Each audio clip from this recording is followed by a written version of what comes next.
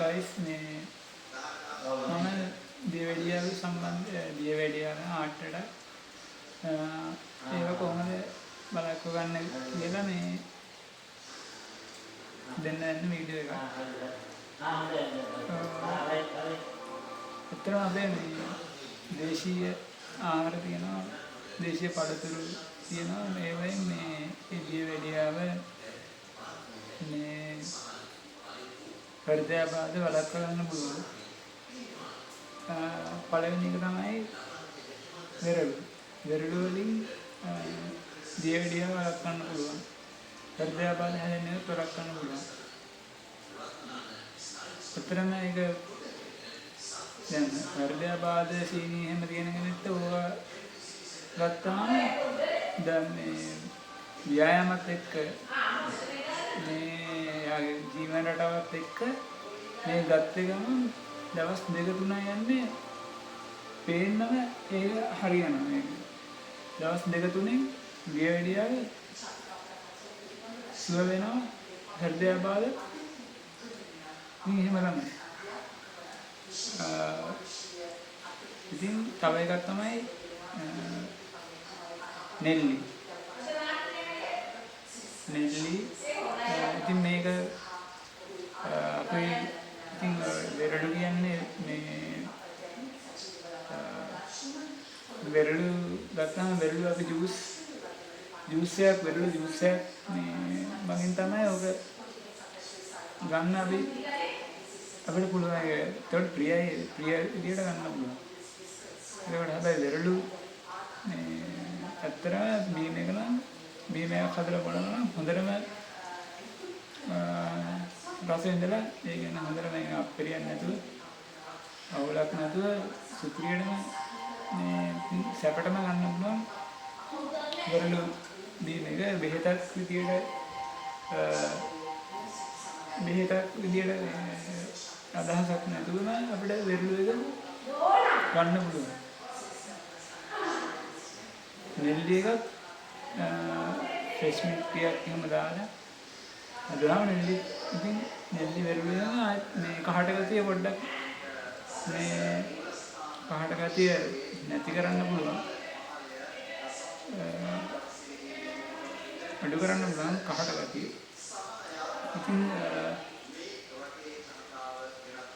තව තියෙනවා පළතුරු දන්න කට්ටිය පළතුරු දන්නවා නම් මේ කට්ටිය කමෙන්ට් එකක් දාන්න. මේ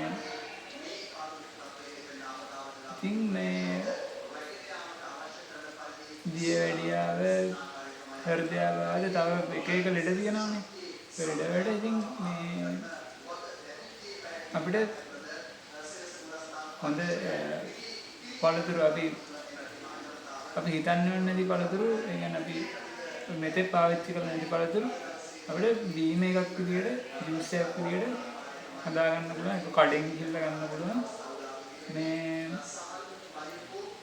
කඩෙන් ගත්තත් එහෙම පාඩු නැහැ.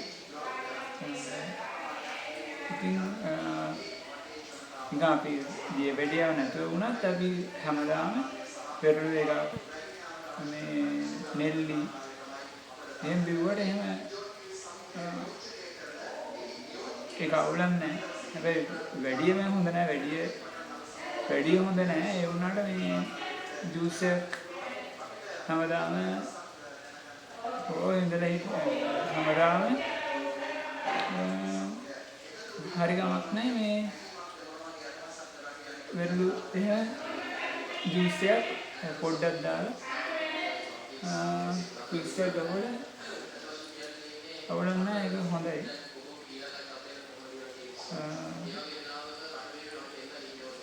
එතකොට සීනි හදන කෙනෙක් නම් ඒකත් පාලනය වෙනවා. සීනි හැදිලා නැති කෙනෙක් ගැන ඒක රැකිලා තියෙනවා. ඉතින් අපි පොඩි කාලේ නම් ඉතින් වෙරළු එහෙම අපි කෑවනේ. ඉතින් අපි වෙරළු අච්චාරු අරගෙන අපි හුඟක් කනවා. ඉතින් ඉතින් වෙරළු කියන්නේ ඉතින් ගුණ ගෑම. හැබැයි තම මැල්ලුම් වර්ග භාවිත කරන්න පුළුවන්.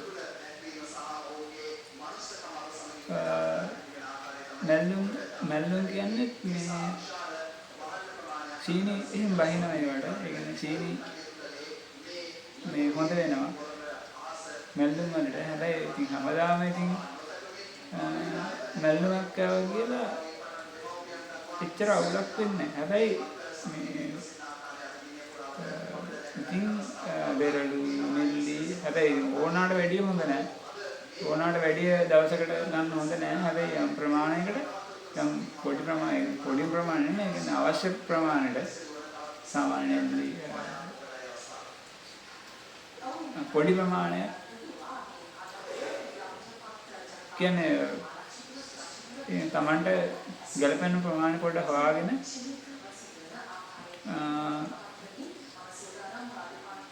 ඒවා පාවිච්චි කරන්න ඕනේ. එතකොට තමයි මේ අපි සෞඛ්‍ය රැකෙන්නේ. ඒ වගේම හොඳට බුද්ධිය වෙනවා. ඉතින් එහෙනම් ගයිස් ඊළඟ වීඩියෝ එකෙන් හම්බෙමු. දැන් ජය වේවා.